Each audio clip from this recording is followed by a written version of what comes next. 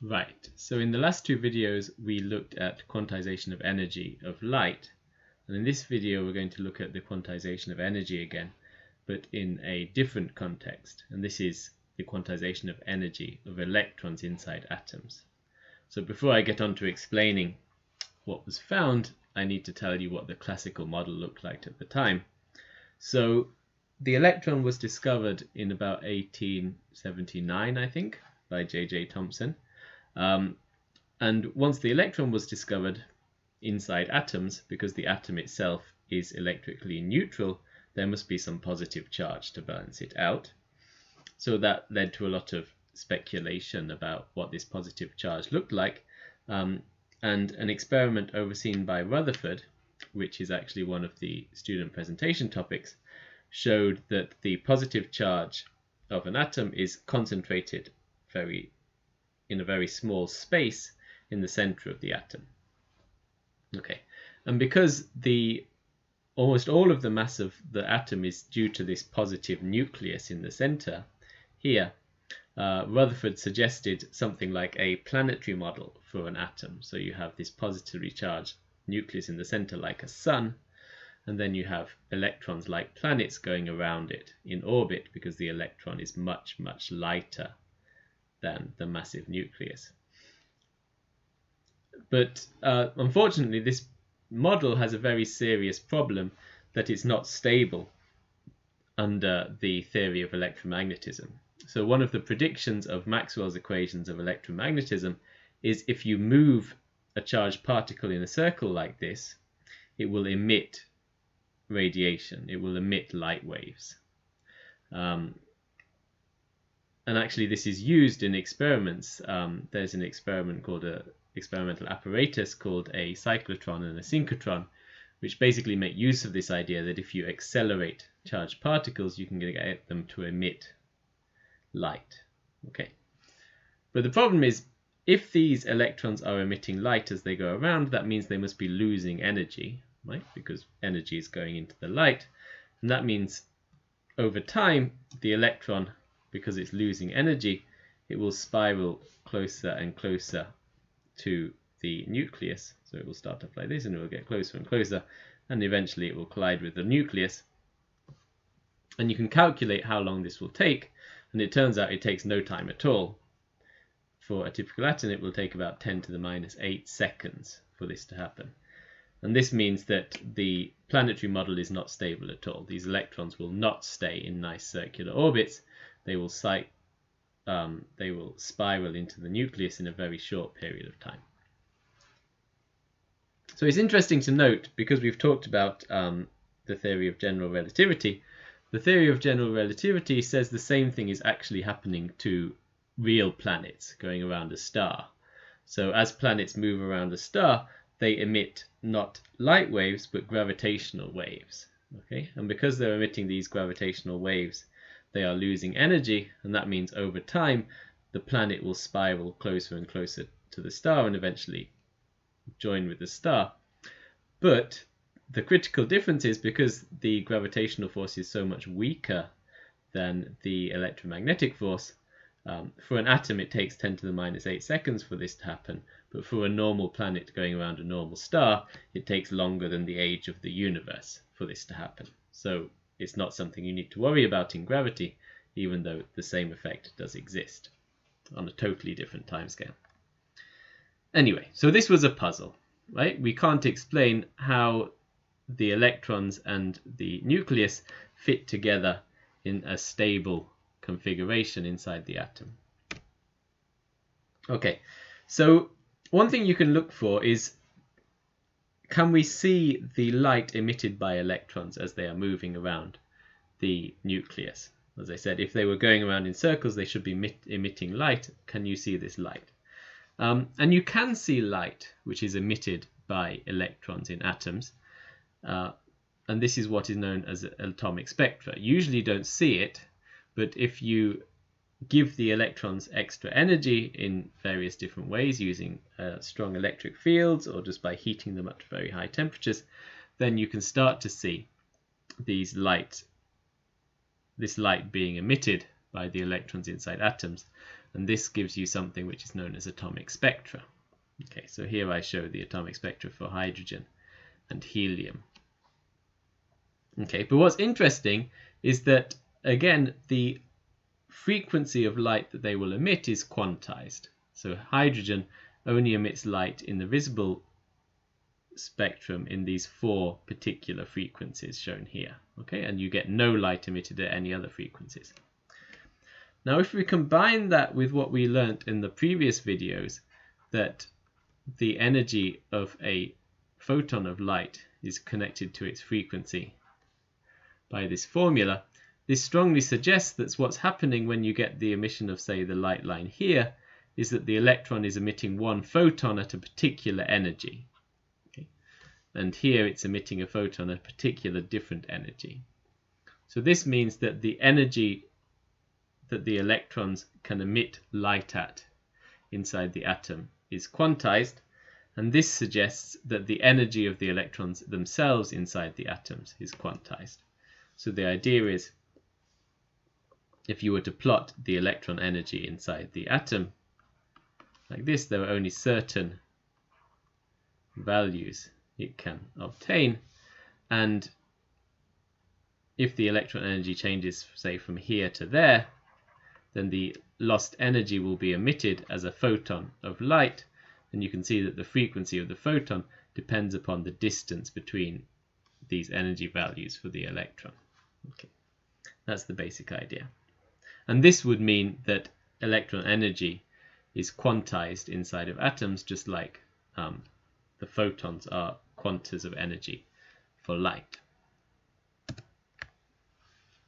Now, for a general atom, these atomic spectrum can be quite complicated, but for hydrogen it's very simple, because hydrogen is a very simple atom just composed of 1 proton and 1 electron. Okay, and as I said, in the visible spectrum it looks like this, and a scientist called Rydberg noted something particular about these frequencies that are emitted. He noticed they could all be given by the formula shown here, some constant times the difference of 2 inverse squares, where here n and m are integers. Okay, so this was just a observation based upon the experimental data. You can get all of the frequencies emitted from this formula by putting in different values of m and n. Okay, so the visible ones in here are actually all of the case where n is equal to 2. This one is n is equal to 2, m is equal to 3, n equals 2, m, also other way around, sorry. Okay. Yeah, m here is, wait. Yeah, m should be smaller because I want the total thing to be positive, right? So here m is 2, n is 3. Here m is 2 and n is 4. M is 2 and n is 5. M is 2 and n is 6. Okay, and putting these numbers into this formula with the correct value of the constant will give you the right frequencies that you see in the atomic spectrum. Okay, so Bohr used this result and the picture from the previous slide about the quantized energy levels of electrons inside atoms to say that the electrons inside atoms could only take energy in the form given here. So some constant divided by n squared, where this constant is actually comes out as about 13.6 electron volts, and this is the ground state energy of the electron in hydrogen. Okay, so if I draw that picture, what that looks like here is the energy of the electron. So we take 0 to be the point at which the electron escapes from the atom to infinity. That's just definition of the 0 point of energy. In that case, the minimum value of the energy you find down here is minus 13.6 eV. Okay, and this occurs when you take Bohr's formula here and take n equals 1. Okay, if you take n equals 2, then it will be a quarter here, so it will be 3/4 of the way up here, so n equals 2 will be here. N equals 3 will be a ninth, so it will be here. Then n equals 4, 5, 6, and they get very, very close together very quickly, as you can see. Okay. And again, the idea is that if I have an electron, say going from 3 to 2 like this, then when it jumps between these energy levels, it will emit light, and this light has a particular frequency, and this frequency is in fact the frequency you see here on the atomic spectrum. Okay. So this model of the atom, which is very similar to the Rutherford model, except that the energy of the electrons comes in levels, it's quantized by particular values. This is known as the Bohr model of the atom. Okay, so the Bohr model with this energy formula here can successfully predict the hydrogen atomic excitation spectrum, but we'd like to have an explanation of why, right? Why on earth should the energies of electrons in atoms take this form? Okay, and a nice intuitive answer was provided by de Broglie, and he came up with this idea of de Broglie wavelength. He said, we've seen for light that even though we think of light as a wave, sometimes it can behave like a particle.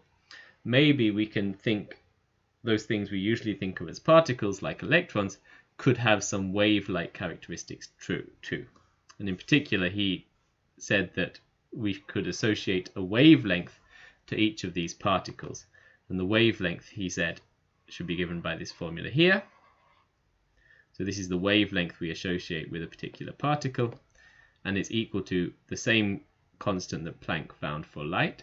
So here we see that Planck's constant is not only about light, and divided by p, where p here is the momentum of the particle. So in this case, the momentum of the electron. So he didn't just think of this formula from nowhere. We can actually derive that this formula is true for light. It's quite simple to do. We've already seen that for light, in the lecture on zero mass particles, we saw the energy must be equal to the momentum times c. Okay, and we've also seen that the energy must be equal to Planck's constant times the frequency. And we've also seen that the speed of light is equal to speed of light is equal to wavelength divided by frequency. So wavelength times frequency. Okay, so if you put all these things together, then we get, if we enable these 1, 2, and 3, then 1 and 2 combined tell me that h times nu is equal to p times c. Okay, but now if I use number 3 to get rid of the c, then we get h times nu is equal to p times lambda times nu. Okay, and you see here the frequencies cancel, and then if I just divide by p, we get that lambda is equal to h divided by p, which is exactly de Broglie's relationship. Okay, so de Broglie already knew that this relationship was true for light, and his idea was maybe we can say that such a relationship is true for particles as well, like electrons. Okay, so that was the first idea. The second idea is, well, how does this quantize the energy of the electrons? And de Broglie said, well, imagine that these electrons are going around the nucleus in a circular orbit here. Then around their circular orbit, they cover a certain distance. Okay, so they cover a certain distance, which we can say is equal to d.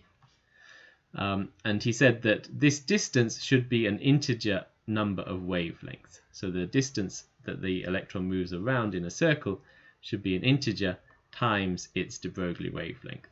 Okay. And then using this and the equation of motion for a particle going around in a circle, he was able to show that this formula combined with his formula for the wavelength would give you the result that the energy should be proportional to 1 over n squared. Okay. So in the next final video this week, I'm going to show you the calculation.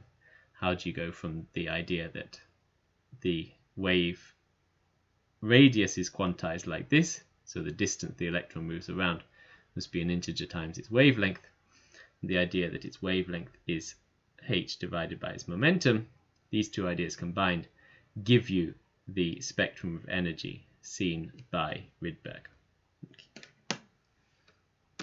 So just before we do that calculation, I just want to talk about another experiment showing these wave-like properties of electrons. So again, we can use the de Broglie wavelength here to predict the energy levels of the electrons in hydrogen. But if that was all it could do, then again, people could just say it's a mathematical trick. You know, it's not a real thing. These electrons do not really behave like waves. But later on, in 1927, there was an experiment which shows much more directly that these electrons do have wave-like characteristics. So they can behave in a way that resembles classical waves. And in this experiment, again, their wavelength is determined by the de Broglie wavelength. Okay, so the idea was to use diffraction. Diffraction occurs if I have a wave. So again, this is drawn like in the Michelson-Morley experiment lecture. Each of these bright parts here corresponds to when the wave is up, and the dark parts correspond to when it's down. So I didn't get that drawing quite right. Sorry. This, okay, but anyway, you get the idea, right? So you have a wave going along here. If it passes through a very small hole, so the width of the slit is of order of the wavelength of the wave, then the wave will start to spread out. So this is known as refraction, like this. Okay, and you see that if you make two slits then, and these waves both start to spread out like this, then at least long distances away from the slits, you get this interference pattern. There are places where you get here very big differences, light, dark, light, dark, light, dark, light, dark, and here you will see a very bright light coming out in this direction, and again here, light, dark, light, dark, light, dark. Okay, but in between here, the wave is more or less non-existent. Okay, you get a very low frequency. So this will give you fringes just like you get in the Michelson-Morley interferometer. Each time there's a very strong oscillation of light and dark here, you will get a light fringe. Okay, and this is an example of diffraction, and this is something that happens for waves, right? So what these scientists did is they took an electron source and they passed it through a very thin piece of aluminium foil. I think it was nickel in the original experiment actually, but anyway, a very thin foil, and the atoms in this foil actually act like those slits we saw on the previous slide. So when the electron beam passes between two atoms, it will start to refract and spread out. And then because your atomic lattice is made of many atoms, you get these diffraction patterns. Okay. So here we see some experimental results. The first one is what you get for diffraction of X-rays passing through this aluminium foil. And this is quite easy to understand because X-rays are electromagnetic waves. Okay, so waves should show this diffraction pattern. But if you do the same experiments for electrons, then you get a very similar pattern. Okay, so not exactly the same, but these diffraction lines where you get bright circles here are almost at exactly the same positions, regardless of whether you use electrons or X-rays. And you can measure the wavelength of the X-ray and you can predict the de Broglie wavelength of the electron, and you find that they are the same. Okay. So this is very strong evidence for electrons really behaving like waves. You can diffract them just like you can diffract a wave, and also that the de Broglie wavelength does represent the wavelength of these waves. Okay. So this idea that these particles can sometimes behave like waves, and then light, which we usually think of as a wave, can sometimes behave like a particle, this idea is known as particle-wave duality.